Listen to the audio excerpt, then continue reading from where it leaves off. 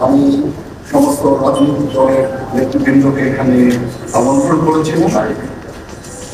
ওনারা এখানে এসেছেন, আমরা সুন্দর আলোচনা করেছি। সেখানে আমরা সিদ্ধান্ত নিয়েছি যে একটা ইন্টারিম গভর্নমেন্ট আমরা গঠন করব এবং ইন্টারিম গভর্নমেন্টের মাধ্যমে এদেশের সমস্ত কার্যকলাপ চলবে। আমরা এখন মহামান্য রাষ্ট্রপতির কাছে যাব যে এই ইন্টারিম গভর্নমেন্ট ফর্মের ব্যাপারে আমার সাথে আলোচনা করে ইন্টারিম গভর্নমেন্ট ফর্ম করে দেশ পরিচালনা করে।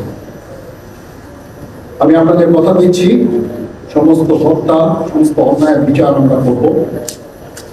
আপনারা সেনাবাহিনীর প্রতি আস্থা রাখেন, সশস্ত্র বাহিনীর প্রতি আস্থা রাখেন।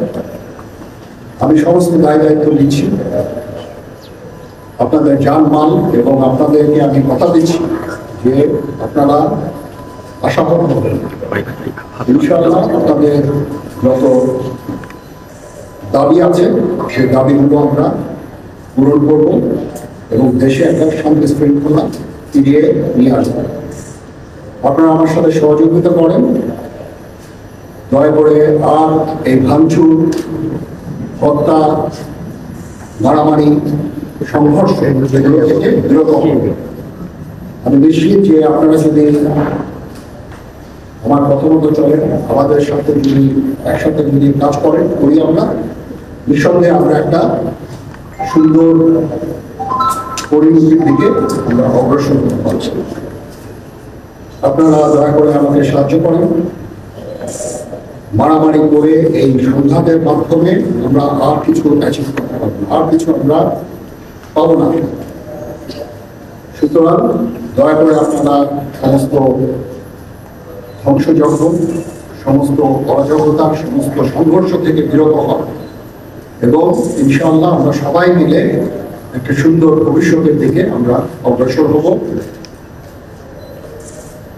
প্রতিটা হত্যার বিচার করা হবে, প্রতিটা অন্যায়ের বিচার হবে। আমরা আজকে সুন্দরভাবে কথা বলেছি, সমস্ত দলের প্রধান দলের নেতাগণ নেতারা এখানে উপস্থিত ছিলেন। আমি ওনাদের ইনভাইট করেছিলাম এখানে, ওনারা ভেরি নাইস অফ দেম যে ওনারা এসেছেন। আমরা একটা সুন্দর আলোচনা করেছি এবং এই আলোচনাটা ফলপ্রসূ হবে বলে আমি মনে করছি এবং আমরা একটা সুন্দর একটা ইন্টারিম গভর্নমেন্ট ফর্ম করে আমরা দেশ পরিচালনা করব। মাননীয় প্রধানমন্ত্রী পদত্যাগ করেছেন এবং এখন একটা ইন্টারিম গভর্নমেন্ট ফর্ম করে পরিচালনা করব।